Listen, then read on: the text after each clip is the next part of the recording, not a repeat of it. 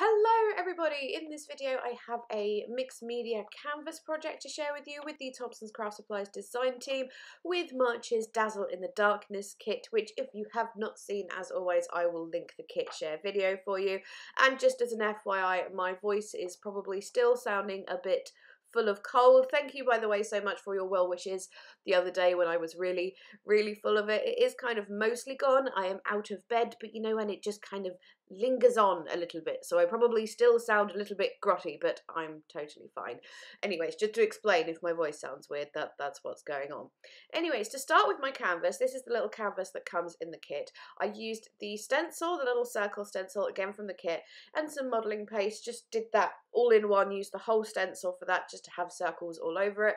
And then what I'm doing here is I'm taking some Ranger crackle paste and just kind of pasting bits of it around the edges there just to add a little bit of crackle, really. I think I'm going to have to buy a new pot of crackle paste though, because I have a feeling that one's kind of gone off. Like, I don't know, it's gone all really, like, a lot thicker than it used to be. I don't know what's going on there, but who knew that crackle paste went off? It's not that old, like, it's not a year, or it might be a year old. Anyways, once that was dry, I did dry pretty much everything with this project with the heat tool, but I've cut out most of that footage obviously because it's not very interesting to watch. But anyways, here I am taking the black gesso. That is the Fabrica Decoru. Again, probably saying it wrong. That's from the kit, and just doing a layer of black gesso all over my canvas. I think I missed a couple of bits at the edges, but I go back over that later on. And then again, once that is dry, I am taking all these little bits and pieces to sort of build up all my layers on my canvas. So these little crisscrossy, hashy things, those are from the kit. Some of the wooden keys or the chipboard keys I'm using are from last month's kit, and then I've got a metal key which is from the Trimcraft V&A collection. That little wooden frame I believe is a Simply Creative one, and I'm just going to pop all these down with the 3D gloss gel because it's the best glue ever in my opinion.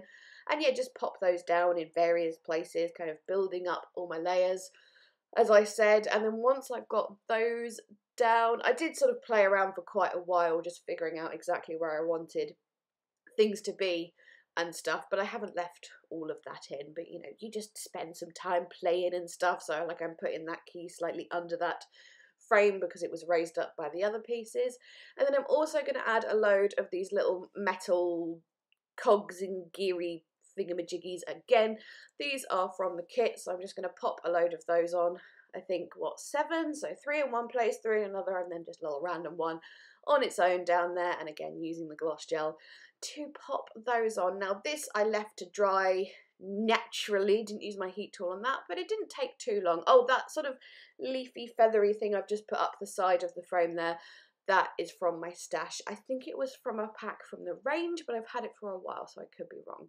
Anyways, once that was all dry, as I said, I just left that one to dry because gloss gel and the heat tool, they don't get on so well. It's just better to leave it to do it in its own good time. But I'm going back over all of that again with the black gesso.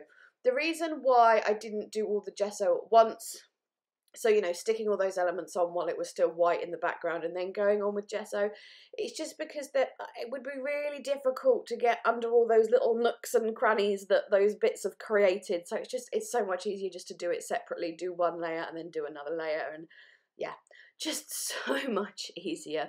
So there is that second layer of black gesso going on there, and I just love the effect that creates. It's just, it's so yummy. But here I am going to start doing all my colouring. I'm going to start off with some Distress Oxide spray, which looks beautiful on that black gesso. It does stain your hands though, by the way, fair warning. I did this 2 days ago, and yes, I have showered multiple times since, and I've still got a purple blotch on my hand, which is just not going away. So yeah, it's quite stainy, that spray. The other things I'm using are the Lindy's, what are they called, Starburst sprays. So colours I'm using, I'll just say them all at once. So go back in with the Distress Oxide there, that's the Wilted Violet. The one I used before was Mermaid Lagoon, and then I went in with Lindy's in Delphinium Turquoise, and now using Prima Donna Purple. And I do use some other colours a little bit later on, but I just started off with those, just, you know, not go too crazy. And then I'm using the very, very beautiful metallic paints that came in this kit and just really, really dry brush dabbing those onto places. So the green one, sorry, I just had to pause for a second there to catch my breath. Again, it's the cold, it makes it quite difficult to do the old voiceovers. Anyways, yes, dry brushing those on. The green one, which I can't remember the name of, is kind of adding quite a nice patina effect to those. So I added mostly that, and then a little bit of the turquoisey colour, and then a little bit of the purple, I think, later on. But as really, really dry brush, dabbing small amounts of colour at a time. And then this is the majority of my colour done at this point, and I'm just going to add a few more bits and pieces. So that round chipboard piece that has got the glitter around it and the ampersand, that is from a Mambi Chips pack, which I think I wanted to use last week and couldn't make it work, and yay, I could make it work this week.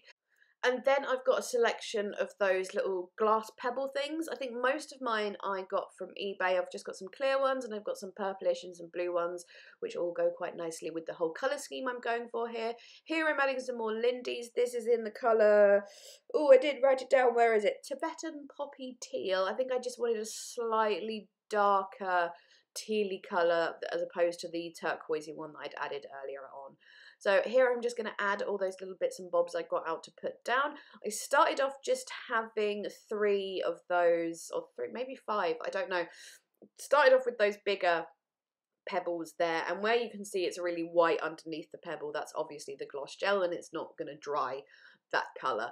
And then yeah, just going to add a few that here and there, tuck them into pieces and stuff. I think they look so pretty on projects as well, and I think Louise is getting some in stock, or may even have them put up in the shop website by this point already, who knows. Anyways, I did add 2 more right up the top left and right at the bottom right, the little one and then the really, really metallic one. Just, I thought it looked better when they were done in that diagonal shape there. And then I'm just finishing off with some of the Tim Holtz Big Chat, I think they are stickers, just a couple of words I thought would work: attitude, imagination, and inspire. And I'm taking that green metallic paint again, and then like a tiny, tiny bit of it on my brush, and just dabbing that on those word stickers just to tie in the whole thing together, and then finishing off with some beloved splatters, because splatters were obviously needed for this. Distress spray stain in Picket Fence, my usual go-to, and then Distress oxide spray in Faded Jeans. And I think that is the last thing I do to this. Now my plan for this is actually to stick it to the front of a notebook, one of the ones that I make myself, and I was hoping to have that done by the time I got this video out so I could show you a picture, but alas, I have not had time to do that. So when I eventually get round to that, then I will hopefully share a picture on Instagram or something. But yes, as I said, put it on front of a notebook. I think that will look marvellous. So there we go, I'm finished. Thank you, as always, so much for watching. I do not know how many or if any of these kits are left, but I will link them in the description box if you are interested, plus all the other items used as well. Please leave me a thumbs up if you enjoyed this video, chat to me in the comments, and I am now going. Thanks again. Bye bye!